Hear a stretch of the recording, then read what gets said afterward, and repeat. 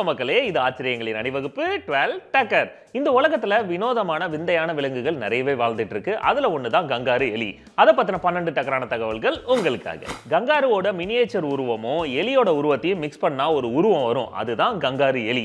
இதோட English name அப்படின்னு பாத்தீங்கன்னா டிபோட்டோமிஸ். இந்த வார்த்தையெல்லாம் என் வாயில நுழையாது, நான் கங்காரு எலின்னு மெயின்டைன் பண்ணிக்கிறேன். கங்காரு எலியோட ஆரிஜின் அப்படின்னு பாத்தீங்கன்னா நார்த் வெஸ்ட் அமெரிக்கா. இது ட்ரைலாண்ட்ல தான் அதிகமா வாழுங்க. இதுலயே நிறைய வெரைட்டிஸ் இருக்கு.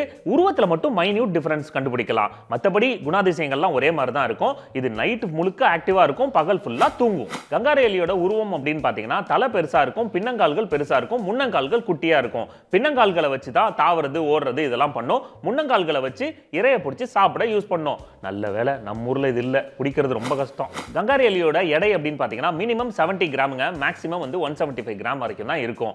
இதோட ஸ்பெஷாலிட்டி அப்படின்னு பாத்தீங்கன்னா கங்காருக்கு எப்படி வயிற்றுல பை இருக்கோ இந்த எலிகளுக்கு வாயில பை இருக்கும். அதாவது சாப்பிடுற உணவை அங்க சேவ் பண்ணி ஜாலியா சாப்பிடுவாப்ல. நம்மளால பேங்க்லயே சேவ் பண்ண முடியல, நீ வாயிலே சேவ் பண்ற. கங்காரு எலியோட உயரம் அப்படின்னு பாத்தீங்கன்னா 6 இன்ச்சஸ் இருக்கும். அதோட வால் நீளம் மட்டும் 8 இன்ச்சஸ் இருக்குங்க. ஜெனரலாவே பெண் கங்காரு எலி ஆண் கங்காரு எலியை விட சைஸ்ல பெருசா இருக்கும்.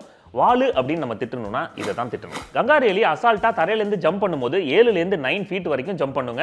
அது ஆன் ஏர்ல குதிக்கிறது 10 கிலோமீட்டர் வேகத்தில் குதிக்கும். ஸ்பெஷலான விஷயம் என்னன்னா ஆன் ஏர்லயே அது எந்த டைரக்ஷன்ல வேணாலும் அது உடம்ப திருப்பிக்கும். அதனால அதை ஸ்பாட் பண்றதோ பிடிக்கிறதோ ரொம்ப கஷ்டம். கங்காரு எலி கிட்ட ஒரு ஸ்பெஷலான விஷயம் இருக்கு, அதுதான் மூவ் ஃப்ரீஸ் டெக்னாலஜி. அப்படின்னா என்னன்னு பாத்தீங்கன்னா கங்காரு எலி நைட்ல வெளியில சுத்த போகும்போதோ இல்ல இற தேட போகும்போதோ ஏதாவது ஸ்ட்ரேஞ்ச் சவுண்ட் அதுக்கு கேட்டுச்சுன்னா எவ்வளவு ஸ்பீட்ல வந்தாலும் டக்குன்னு ஃப்ரீஸ் ஆகி நின்றும். அப்புறமே அந்த இடத்துல என்ன நடக்குது அப்படிங்கறத கண்டுபிடிச்சிட்டு அங்கிருந்து எஸ்கேப் ஆயிடும்.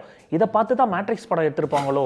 கங்காரு எலியோட தங்குற பிளேஸ் பாலைவனம், அதாவது மணல் சார்ந்த பகுதி, ட்ரை பிளேஸ் தான் சூஸ் பண்ணும். ஃபர்ஸ்ட் அங்க போயிட்டா கூட அந்த இடத்துல இருக்கிற மண்ணை அது டெஸ்ட் பண்ணும். எப்படின்னா குழி தோண்டினா மண்ணு சரிஞ்சிருமா, எந்த அளவுக்கு குழி ஆழமா தோண்ட முடியும், அந்த இடத்துல வேற ஏதாவது ஆபத்து வர வாய்ப்பு இருக்கா, இந்த மாதிரி விஷயத்தெல்லாம் அனலைஸ் பண்ணிட்டு தான் அதோட ஹைட் அவுட்டை அது சூஸ் பண்ணும்.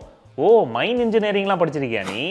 கங்காரு எலிகள் என்னதான் லைட்னிங் டெக்னாலஜி எல்லாம் யூஸ் பண்ணி மூவ் பண்ணாலும் வல்லவனுக்கு வல்லவன் ஒருத்தர் இருப்பான் இல்லையா, அது மாதிரி தான் நரிகள், ஆந்தைகள், ஒரு சில வகையான கீரிகளுக்கு இது ஃபேவரட் டிஷ். நம்ம கங்காரு எலி என்னதான் டெக்னாலஜியை யூஸ் பண்ணி மூவ் பண்ணாலும் ஆப்போசிட் டெக்னாலஜி வச்சு அதுங்க இதை பிடிச்சிரும்.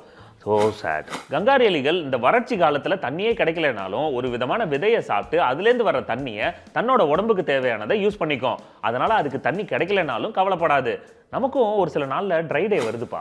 நம்ம கங்காரு எலி ரொம்ப நாளைக்கு தண்ணி கிடைக்காதுன்றத கரெக்டா கெஸ் பண்ணி வெளியில போயிட்டு புஷ், போர்ஸ்லேன், ஒகாடியோ இந்த மாதிரி விதைகளை அதோட வாயில இருக்கிற பையில தேக்கி வச்சுக்கும். அதுல இருந்து தண்ணியை எடுத்து தான் உடம்புக்கு யூஸ் பண்ணிக்கும். நம்மெல்லாம் அந்த லாக்டவுன்ல சேமிச்சு வச்சோம்ல அந்த மாதிரி. கங்காரு எலியோட கிட்னில ஒரு ஸ்பெஷலான விஷயம் இருக்கு, அதுக்கு பேரு ஹின்லேன் வளையம். அந்த வளையம் என்ன பண்ணுனா அதோட யூரினையே ரீசைக்கிள் பண்ணி அதுல இருந்து வர சத்துக்களை மேக்ஸிமம் எவ்வளவு எடுக்க முடியுமோ எடுத்துருங்க. அதை எடுத்து உடம்புக்கு யூஸ் பண்ணிக்கும். அதனால தான் சாப்பாடே இல்லைனாலும் அது ரொம்ப நாள் உயிர் வாழுது. அண்ட் ஒன் மோர் திங், அது அதிகமா சிறுநீர் கழிக்காது. ஓகே மக்களே, மீண்டும் சந்திப்போம். இது ஆச்சரியங்களின் அணிவகுப்பு 12 டக்கர் வித் மீ உங்கள் துரைராஜ் ஜெயசீலன்.